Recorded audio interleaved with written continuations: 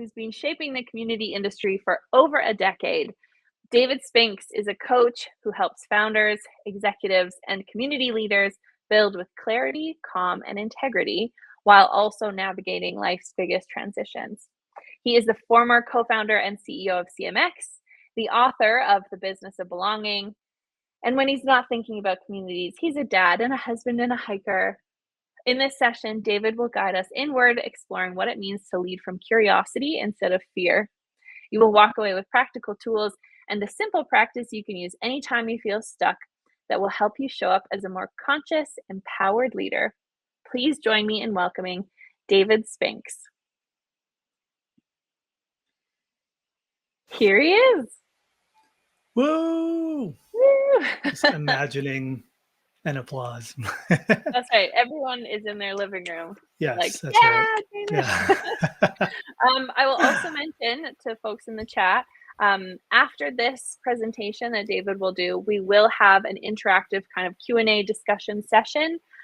So when we're finished here, you can head to the agenda on the right-hand side of the window and look for the or I think I called it discussion session with David Spinks. I will make sure I put that title in the chat so you all can find it really easily. But yes, David, thank you for joining us. Awesome. Thank you so much, Beth. And I just had one of those awkward moments where I realized I'm wearing the same shirt that's in my headshot. Love that. David only has one shirt. I have one shirt. That's the key to the inner game of community leadership. Just choose one shirt and wear it every day. I think that's like a tip that people have. It's a thing. Yeah. Uniforms. Yeah. Anyway. Take it away. All right. Thanks, Beth. Hey, everyone. Really good to be with you all today. So we're going to talk about the inner game of community leadership. And just a heads up, this is going to be an interactive session. And I'd love to start off by having you post in the chat one challenge that is really alive for you right now. Something that maybe you're really stuck on, something that's taking up a lot of brain space and a lot of energy, something related to community in your work, or it doesn't have to be, it could be in your life. Just share that in the chat. There's one challenge that's really taking up a lot of space. And as I mentioned, it's going to be an interactive session. So as you're thinking up that challenge, I'd recommend, if you can, just see if you could be present for this session, close out any other tabs, close Slack, close email. And if you can, find a quiet space because we're going to be doing some interactive practice, some ways of actually working with these challenges. And it's a little better if you have some private space. All right. Well, Beth has a challenge. We'll see how interactive it's going to be. But hopefully folks are here listening and thinking about your challenges. Challenge right now, trying to stay in my lane and live within expectations so I don't burn out. Yeah, and if you see challenges that resonate with you, feel free to respond to it with an emoji. Let that person know you see them. Yeah, trying to stay in my lane, live within expectations. We're not a shared, establishing sticky rituals to keep my community engaged. Yeah, so I'm going to be writing. I stole my kids' crayons for this one. So we're not going to use slides. We're going to use crayons. So we got like engagement, rituals. We got boundaries, it sounds like, for Beth, like staying in the lane. I broke a crayon. I knew that was going to happen. Prioritizing a billion ideas. Yeah. Prioritizing. Great. Now they're flying. Promote yourself instead of a community. All right. So self-promotion.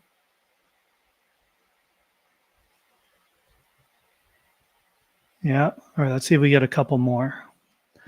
Advocating for yourself while usually advocating for others. Yeah. It seems aligned with Jessica's there as well.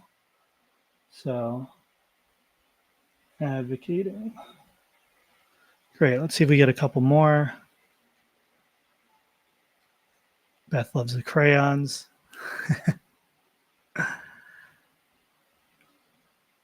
Yeah, great. All right, well, that gives us a few to start to work with.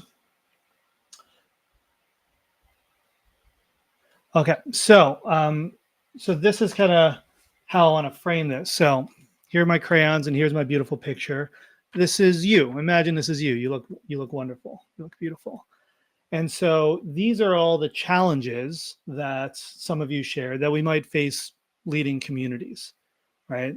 Managing creativity, data analysis, measurement, advocating, prioritization, engagement, rituals, setting boundaries, promoting yourself and balancing how do you promote yourself with your community, getting buy-in from your boss, right? So these are all of these different challenges that we face on a day-to-day basis as community leaders. Now, what I want you to share is as you're thinking about the challenge that you're sitting with, or any of the other challenges listed here, I want you to respond in the chat. What's going on inside? Whether if it's your challenge, what's going on inside of you? So, like, what are the stories that are coming up in your mind? What are the thoughts that are coming up? The worries? What are the emotions? What are the feelings that are coming up? Right. So, I imagine when I think about getting buy-in and all the times I've had to get buy-in, there's like this fear. Like I notice like fears in me of not getting support, of not being valued, of not having enough resources to do all the things I want to do. There's a worry there, worry I might lose my job.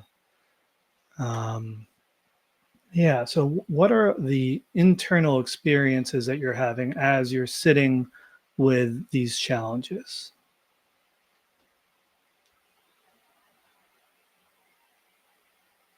I told you it's going to be an interactive session today, so hopefully everyone's willing to lean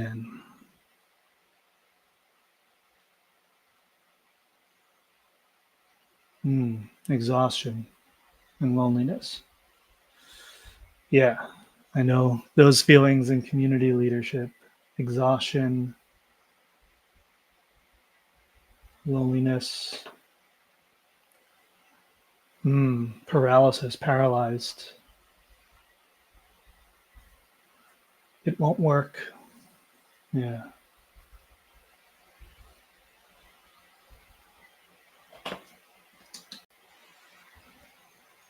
Feeling like you need to prove your worth. Yeah. So prove worth. Fear of not being able to offer real added value. Yeah, like not valuable.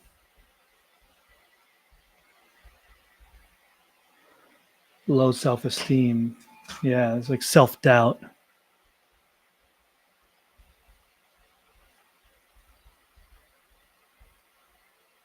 Lack of validation. Great. See if we get a couple more.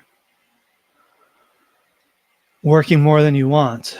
Wanting to work a lot because you like it. Yeah. So we might say like overworked, but there's also the part of you that likes working, likes executing. So there's a little bit of that tension there. Great. Thank you. So so this is a great way of visualizing. So we can imagine this being the outer game of community, all the engagement, the strategy, the buy-in, the measurement, the data visualization, the promoting yourself, all of this stuff, right?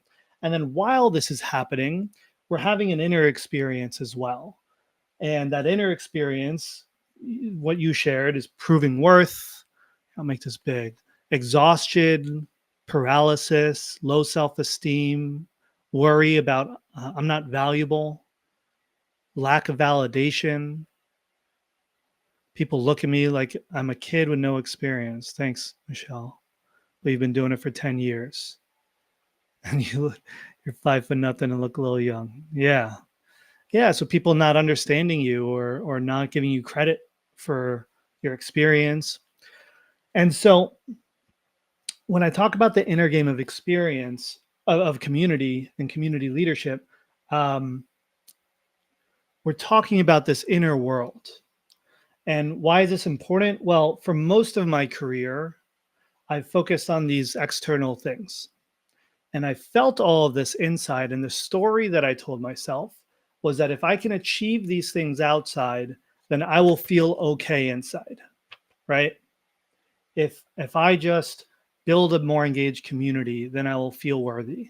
If I can get buy-in, then I could stop feeling so paralyzed, right? If if I can advocate for myself, then I'll feel worthy and I won't be so lonely, right? And so that was a game I played. I tried to fix all the inside by focusing on the outside.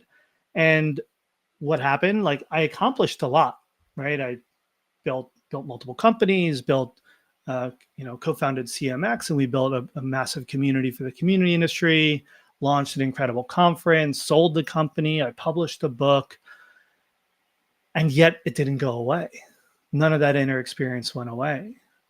Maybe for a moment, for a day, maybe even a week, I'd have a big win, feel great, feel like, all right, I did it. And then, of course, what would happen next? It would come back, right? The next thing I need to do in order to feel okay. And so 3 years ago, I stepped down from CMX and I kind of set out to figure out what was going on. Like I we were acquired. I had a great job, I had an amazing team. I was getting to work with Beth. I had autonomy. I was paid well. I was leading the community, and yet I still felt totally empty inside. And I still woke up every day with anxiety, with a weight on my chest, with depression, with just a constant state of this like worry and low self-esteem. Externally, it all looked great. People would never guess that about me. Internally, it was like this emptiness that was also ripping me apart. And so over the last few years, I kind of stepped out to figure what was going on, did a lot of work with myself, with coaches, with different practices, got trained as a coach myself. And what I learned is that I had it backwards. The game I was playing was if I achieve these things, I will feel okay, right? If I build this great community, then I will feel okay inside. But it's backwards. What I've learned is that in order to achieve these things, in order to do a really good job of building community, getting buy-in, being a leader, getting that promotion, securing my job, I need to start on the inner stuff. I need to start within. And if I do the work in here, it will greatly increase my capacity to go out in the world and build the things I want to build and have the impact I want to have and have the career that I want to have. Because instead of coming from exhaustion and loneliness and fear and worry, right? How good am I going to be at solving these problems when that's my state of mind? If I can come from a place of calm and groundedness and curiosity and openness, my ability to be creative, to be ambitious, to take risks, to be open and curious and work with others, all of that becomes greatly increased. All right. So that's kind of the inner and outer game, right? And it's not just important for us to reduce our own suffering, it's also really important for our communities. Because when we are showing up with fear, with attachment to, like for me, I was like attached to being the leader, of having reputation. I was conflict avoidant. I was a people pleaser. And so all of that ended up emerging in the cultures of the communities I built because they were kind of in the shadow for me. I wasn't really aware of it, but it was how I was showing up. And so that became part of the culture of the community. Our shadows within become the shadows of the cultures of the communities we built. And so this is work that's important for us to suffer less and to be more successful in our careers. It's also really important for our communities so that we can be building them from this place of clarity, of love, of openness, of curiosity, rather than fear. So how do we do that? Easy, right? Easy in theory.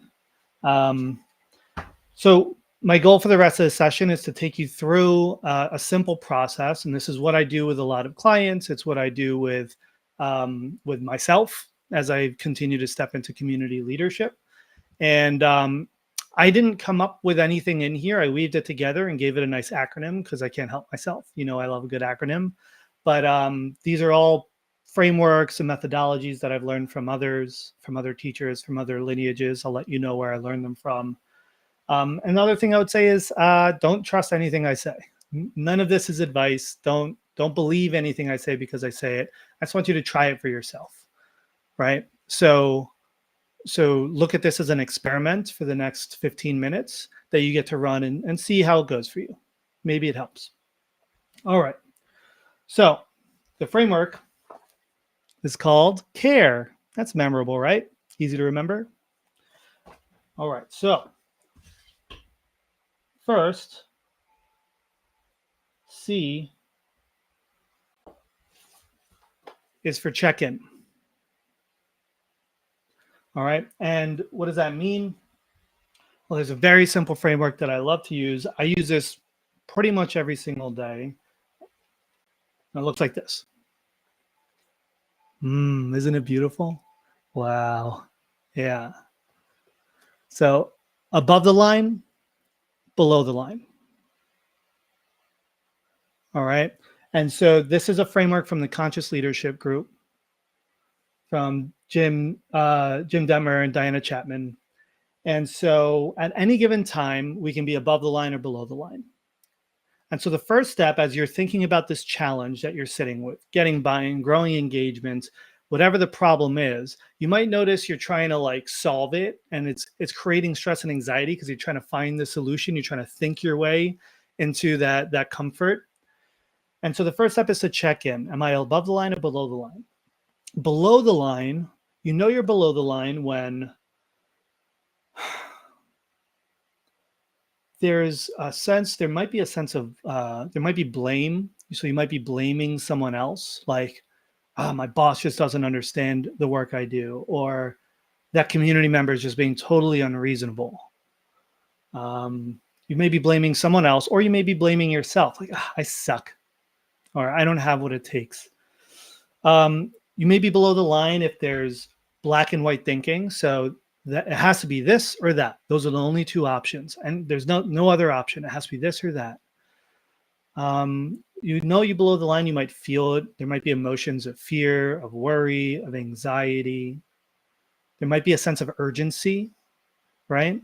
You're generally, when you're below the line, we're not present. We're kind of like lost in our heads, cycling in these worries, off somewhere else. We're not present with ourselves, with the moment. You might feel it in your body as well. Like, I know I'll get like tense in my shoulders, my jaw will lock up, feel it in my forehead, tension in my chest. Yeah, so we're below the line. That means there's a part of us that's activated, that's triggered, that's worried. That's like, oh shit, it's happening. We got to figure this out. We have to fix this. There's an attachment to an outcome, you know. Above the line, we know we're above the line when there's a sense of openness and curiosity. Like, I wonder what we can do here. The black and white thinking goes away, and it's more of a like, I could see there's lots of options here.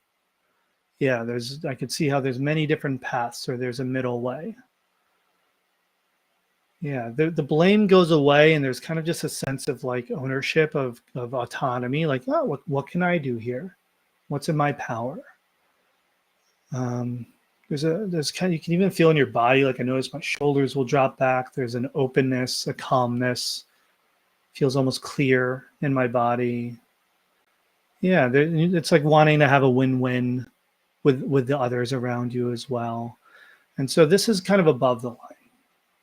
And like for a lot of us, we may spend our time above the line like a very small portion of the day. I know that was true for me. There was very few moments in the day where I was like, really above the line, open, curious. For the most part, it was this. It was below the line, clenching, tight.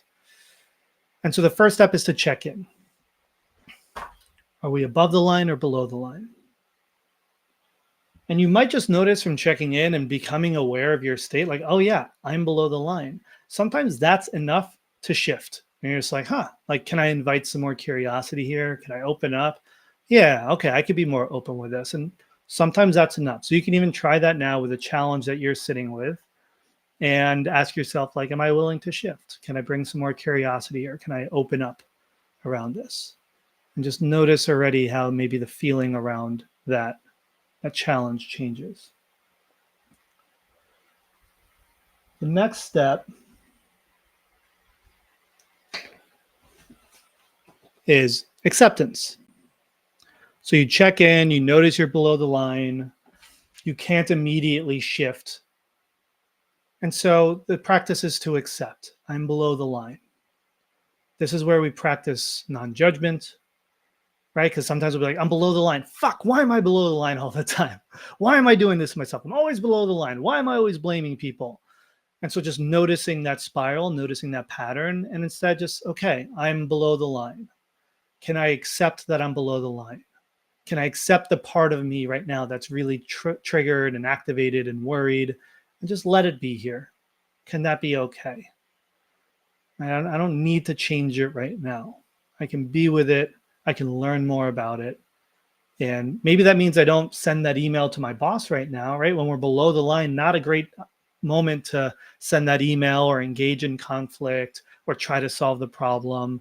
It's a good moment to pause and just practice some self acceptance, some non judgment, and create some space. All right, so we'll do that now. With your challenge, can you just accept that you're below the line? There's worry here, there's anger, there's fear.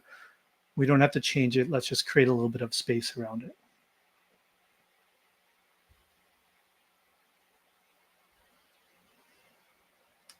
Then we have step 3.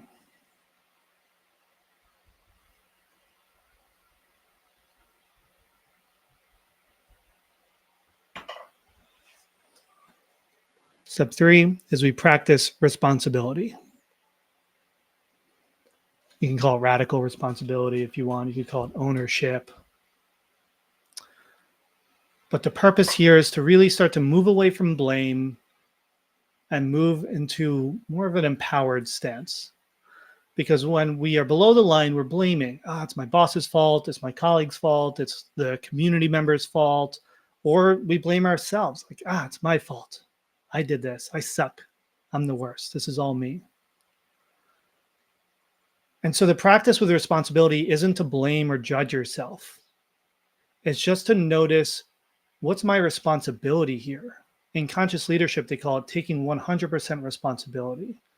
Because now we're stopped trying to control what's out there that is totally out of our control, and we start looking at what's in our power. What can we do? And so there's 2 questions that I'm going to put in the chat that you can take a minute to journal on now. And that's, where am I blaming myself or others? And then the second question comes from one of my favorite coaches. His name is Jerry Colonna. And it's, how am I complicit in creating the conditions I say I don't want? All right, so what's my responsibility here? Yeah, we don't have that much engagement going on in the community. Yeah, I notice I've been so afraid of losing my job that I haven't really tried a lot of things. I haven't been experimenting a lot. Or, yeah, my boss isn't bought into what I'm doing, and yet it's kind of been that way for a while, and I'm still here. There's good reasons I'm here. I need an income. I need salary. Like, this is a choice I'm making. So how can I take responsibility for me making this choice here and do the best with what I have? Right? So we just start to think about, like, what are the stories going on here that we're telling ourselves about the situation, and how is that serving us? How is it, there might be a thing that's like, oh, I'm not getting buy-in. And if I think about it, if I got buy-in, that's actually really scary, because now I have a lot of budget that I'm responsible for and a lot of expectations that come with that budget. So I'm actually going to, like, self-sabotage and not really sell what we're doing and really not sell myself. I can see how that's been my responsibility. Yeah. So with your challenge, go ahead. You can journal on these 2 questions and start to see how that might shift a little bit, taking that responsibility, shifting from blame and being a victim, and to taking ownership and taking responsibility. And then the last one. Oops, typo. This is what happens when you use crayons. Last one is emotion. So we have check-in, acceptance, we take responsibility, and now it's about feeling the emotion. There's a really great parable from the Buddha, where the Buddha asks his students, when you get hit with an arrow, it hurts. Yeah, it's painful. And the student said, yeah. And then the Buddha said, and when you get hit with a second arrow in the same spot, it hurts a lot more, does it not? And the student said, yeah, it does.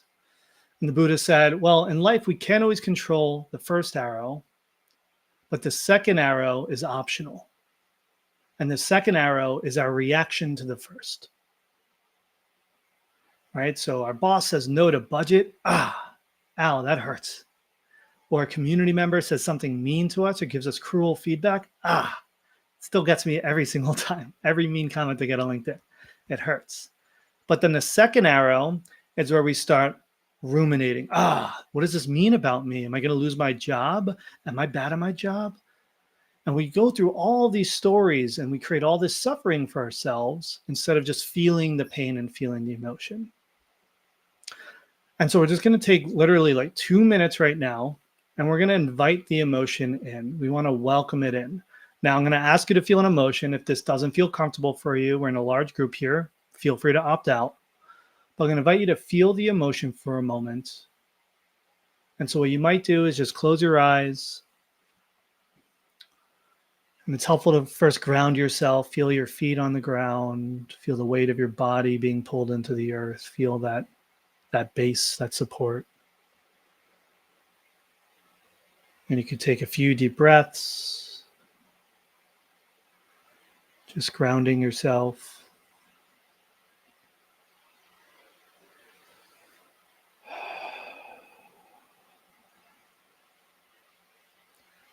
And then the invitation is to bring in this challenge that you're dealing with, and just notice what you feel in your body.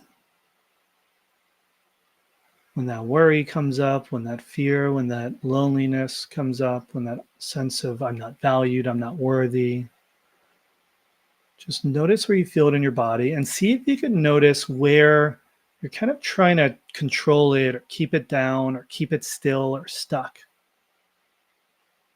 Right? That's where the tension is trying to push the emotion away.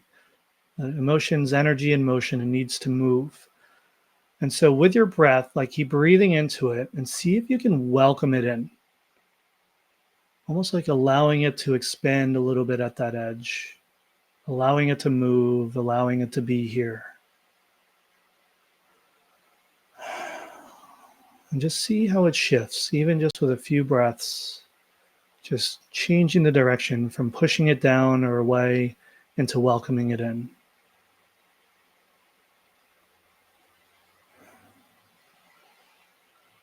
And you might just start to feel how as it moves, it shifts. Maybe it opens up a little bit more. Maybe it softens. Yeah. All right, and you can gently come back to the room, and emotions also move when we move our body. So you can shake, you can roll your shoulders. When I really get stuck, I go for walks. I like to jump up and down. So move your body, you can open your jaw wide. All right. And so this is very quick. This is the rapid fire version, but I want you to now come back to the question, to the challenge that you are sitting with, and just see if anything shifted. Maybe you're just 1% more above the line with it. Do you feel a little more open? And then what I'd invite you to do is journal and answer the question, what's one small next step or experiment that you can run to navigate this challenge? Right, from this different place, if you've been able to shift at all, what's one small step or experiment you can run related to this challenge? And maybe just notice how there's a little bit more openness, a little more curiosity, a little more fluidity, a little more resource to actually come to this problem from a new place. All right. We're at time, but as Beth mentioned, I'm going to move into the Q&A room, and happy to answer any questions, process anything that came up for you. We can do some live coaching. If you choose not to come, my name is David Spinks again. You can find me at davidspinks.com and learn more about me and my practice. And I'm going to leave you with a Ram Dass quote. You work on yourself as an offering to others. You work on others as a way of working on yourself. That's the circle, and everything is part of that circle. Thank you. Thank you, David. This is very helpful for me. I was like not prepared to share too much in the chat, but I'm like, this has been a very healthy way to change perspective and to be more patient with myself and like check in. And I really love the moment of validating, like, maybe you can't change right now. That's okay. You don't have to. Yeah. Yeah, we skipped that one, right? It's like I'm below the line. That's I have right. to fix it right away. Just That's right. let it sit, let it marinate. That's it. Let it marinate. I love that. Yes, if you would like to continue this conversation or chat with David, you can head to the agenda tab on the very right side of the window. And then you can find the session called Open Discussion, David Spinks, the inner game of community leadership. When you click join there, you will be able to turn your camera and mic on and have a live discussion about this. And if you care to share, that's the space for it. Thank you so much, David. It's always a pleasure. It's so I nice to know. see you. I love you, Beth. Love you, David.